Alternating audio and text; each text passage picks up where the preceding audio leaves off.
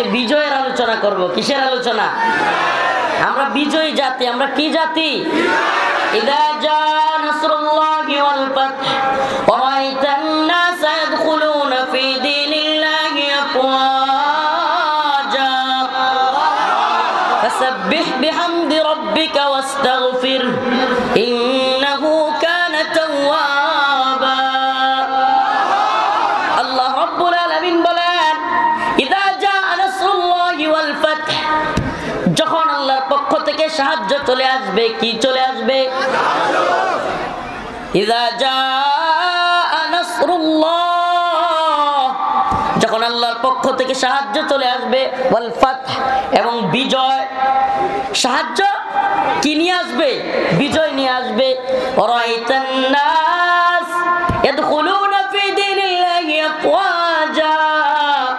রাআইতান নাস, আপনি দেখবেন, ইয়াদখুলুনা, মানুষ প্রবেশ করতেছে, ফি দীনিল্লাহ, দ্বীনের মধ্যে, আফওয়াজা, দলে দলে। সুবহানাল্লাহ, সুবহানাল্লাহ বলেন না। ইযা জা নাসরুল্লাহ, যখন আল্লাহর পক্ষ থেকে নসর, সাহায্য চলে আসবে। ওয়াল ফাতহ, তখন বিজয় চলে আসবে। সুবহানাল্লাহ।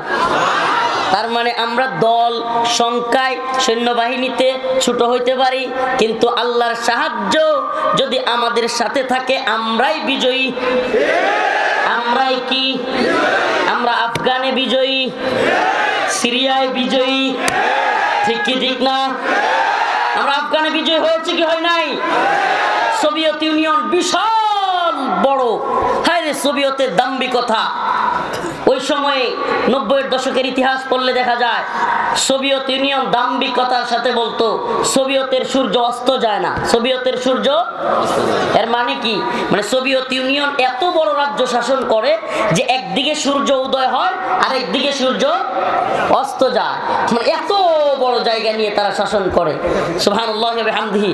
90-এর দশকে তালেবান মুজাহিদদের সাথে ফাইটিং এ লেগে সোভিয়েত ভেঙে খান খান হয়ে গেছে। দম্ভ অহংকার চিরতরের জন্য মুছে গিয়েছে। শুধু কি তাই, এবার সোভিয়েতের দম্ভ দেখা আরেক মাতবর আসছে মাতবরি করতে। America, Britain, France, Germany, Italy সবগুলো মিলে নেটো জোট গঠন করে।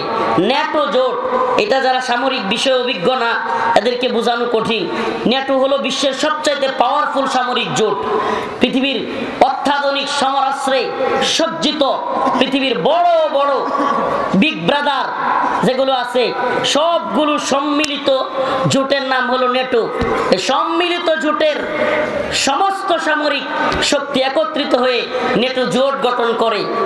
আফগানিস্তানে আইসা এমন পেদানি খাইছে, 2021 সালে আইসা এক যুগের উপরে প্রায় 20-21 বছরের জিহাদ শেষে, যুদ্ধ শেষে লেজ গোটায়া পালাইছে। 2021 সালের 15ই আগস্ট সাইরা দেমা কান্দাবাসী, যাদেরকে জঙ্গিবাদী মৌলবাদী বলে ট্যাগ দিত আফগান তালেবানদেরকে, তাদের সাথে চুক্তিবদ্ধ হলো। প্রথমে কি বলছিল? আফগানিস্তানকে আমরা নির্মাণ করব, আফগানিস্তানে আমরা গণতন্ত্রের প্রচার প্রসার ঘটাবো, আমরা রাস্তাঘাট কালভার্ট সবকিছু তৈরি করে দিব, আফগানকে আমরা নতুন করে ঢেলে সাজাতে চাই, এই জঙ্গিদের হাত থেকে আমরা আফগানিস্তানকে রক্ষা করব। কত সুন্দর না কথাগুলো? শুনতে কত সুন্দর না? কি কি করবে? আফগানিস্তানে আমরা গণতন্ত্র প্রতিষ্ঠা করব, জঙ্গিদের হাত থেকে আফগানকে রক্ষা করব, আফগানের সকলের অধিকার থাকবে। তো 2021 সালের 15ই আগস্ট আফগানিস্তানে কি কি দিয়ে গেছে তারা? আফগানের সমস্ত বিল্ডিং গুলোকে মাটির সাথে মিশিয়ে দিয়ে গেছে। কি করছে? আফগানিস্তানের বিল্ডিং গুলোকে পাউডার বানাইছে। কি বানাইছে? পাউডার বানায়। তারপরে কি করছে? রাস্তায় আমাদের মা বোনদেরকে উলঙ্গ কইরা রাস্তায় নামাইতে পারছে। তাদের সফলতাগুলো কি কি? আফগান থেকে। কেন আফগানের ইতিহাস বলতেছি, কেন সিরিয়ার ইতিহাস বলতেছি, এটা একটু পরে বুঝাবো। আমাদের মুসলিমদের উত্থানের বিজয়ের এই গল্পগুলো এই পশ্চিমা মিডিয়া বলবে না, আল জাজিরা বলবে না, বিবিসি বলবে না, সিএনএন বলবে না, ওয়াশিংটন পোস্ট বলবে না, এগুলো আমাদেরকেই বলতে হবে। আমাদের বাংলাদেশ সফলতার গল্প কি এরা বলবে? এরা বরং উল্টায় পাল্টায় ব্যাখ্যা করবে। উল্টায় পাল্টায় ব্যাখ্যা বুঝেন? আফগানিস্তান যখন সোভিয়েতকে হারায় দিছে, সোভিয়েতের দাম্ভিকতা চূর্ণ বিচূর্ণ হয়ে গেছে, পৃথিবী অবাক হয়ে গেছে, হাই হাই সোভিয়েতও পরাজিত হয়। এটা এখন আমরা যারা ইয়াং বা এই জেনারেশনের এরা তো বুঝবোই না, রাজনীতি যারা পড়ে না এরা আরো বুঝবে না। মোটামুটি মুরব্বী জেনারেশন যারা আছে 2000 বা 90 95 তখন রাজনীতি সচেতন ছিল, তারা বুঝতে পারবে সোভিয়েত কত বড় একটা সোভিয়েত ইউনিয়নের সাম্রাজ্য ছিল এবং কত শক্তিশালী ছিল। তারা হাইরা যায়, মানুষের চোখ কয় না, চোখ কপালে উঠা যায়। কোন কোন কাহিনী দেখলে যেগুলো বিশ্বাস করার মতো না, চোখ কি হয়, কথার কথা বলে যে চোখ কি হয়েছে, কপালে উঠে গেছে, সোভিয়েত হেরে গেছে, এটা বিশ্বাস করতে হবে। এখন এই গল্প এই ঘটনা নিজেই বিশ্বাস করতে পারতেছে না। দাজ্জাল মিডিয়া, মিডিয়ার চাইতে বড় দাজ্জাল আর মিডিয়ার চাইতে, এই মিডিয়া বলতে ইউটিউবার ওয়াজ মাহফিলের লোক না, এরা কি এর মিডিয়া? মিডিয়া হলো যাদেরকে মেইন স্ট্রিম মিডিয়া বলা হয়। যে সমস্ত মিডিয়াগুলো হয় ভারতের দালালি করবে, নাহলে আমেরিকার দালালি করবে, নাহলে কোনোটা হয়তো চীনের দালালি, মানে একটা না একটা দালালি এদের করতেই হবে। কারণ কি, দিন শেষে এদের পত্র পত্রিকা এখন তো কেউ পড়ে না ওইভাবে কিনা, তো এদের টাকা পয়সা আসবে কোত্থেকে? এই খরচ টরচ চালাইতে তো হবে, দালালি না করে খরচ চলবে? পেটে তো কিছু পড়তে হইব, কি কর?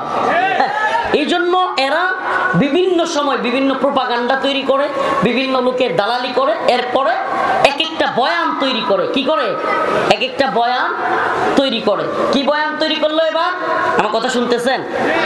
মুসলিমদের ইতিহাস একটু আগে থেকে না বুঝলে আজকের ইতিহাস বুঝবেন না। নসর আসলে, সাহায্য আসলে, বিজয় কিভাবে আসবে এটা এখন আলোচনার মাধ্যমে না বুঝালে এবং পূর্বের ইতিহাস কিছু তুলে না ধরলে বোঝানো কঠিন হয়ে যাবে। সূরাতুন নাসর। আমি আজকে এই ড্রোন নিয়ে যান, ড্রোনটা নিয়ে যান, যিনি চালাচ্ছেন আলোচনা ডিস্টার্ব করতেছে, সব মানুষ ওদিকে তাকাচ্ছে। আস্তে, আমি মোবাইল ফিক্কা দিয়ে ভাঙবো নাকি?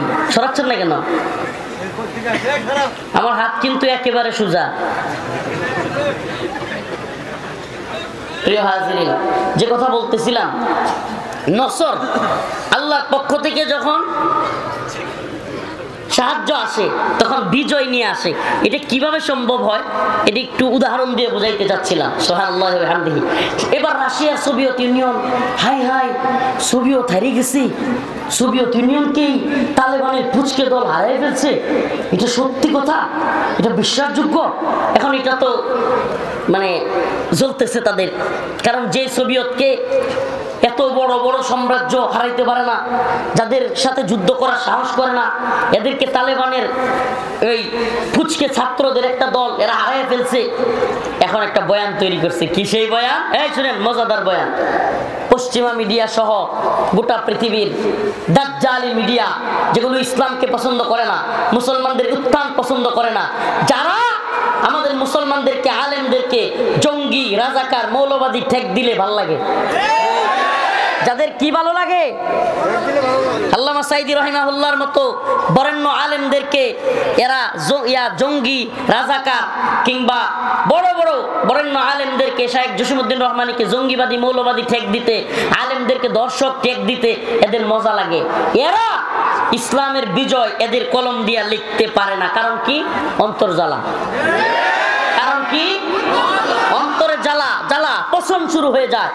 আপনারা শুনছেন কিনা, এই প্রথম আলো, আমি কয়েকদিন আগে শুনে নিউজটা দেখলাম, এরা এই যে বন্যায়, কিছুদিন আগে যে বন্যা হয়েছিল না, ভয়াবহ বন্যা, ভারত হাসিনা পলায় গেছে, তাদের পুষা পুতুল এখন এটারে লাথি মেরে আমরা বিদায় করছি। এখন ওই যে জাতির ফ্লাইং কিক, যেটা সাইদি রাহিমাহুল্লাহ বলছিল, সরকার যে তিরিং বিরিং শুরু করেছে, বাংলার জনগণ এমন ফ্লাইং কিক দিবে যে মামার বাড়ি দিল্লিতে গিয়া পড়বা। ওই যে এখন জনগণ ফ্লাইং কিক মারছে, এখন তো তাগর লাগছে, এখন যা মন চায় প্রোপাগান্ডা কইরা শেষমেশ বন্যার পানি 54 বছরে যে সমস্ত বাঁধ ছাড়ে নাই ওগুলো ছেড়ে দিয়া দেশের মানুষকে ভাসিয়ে দেওয়ার চেষ্টা করলো। করছে কি করে নাই? সুবহানাল্লাহি ওয়া বিহামদিহি। সত্যি বলবেন, আপনারা যদি কিছুটাও খোঁজখবর রাখেন, বন্যায়, দুর্যোগে, দুর্বিপাকে সবার আগে সাধারণ মানুষের পাশে কারা দাঁড়াইছিল? সত্যি বলবেন, কারা? উলামায়ে কেরাম দাঁড়ায় নাই? যে দলেরই হোক দাঁড়াইছে কি দাঁড়ায় নাই?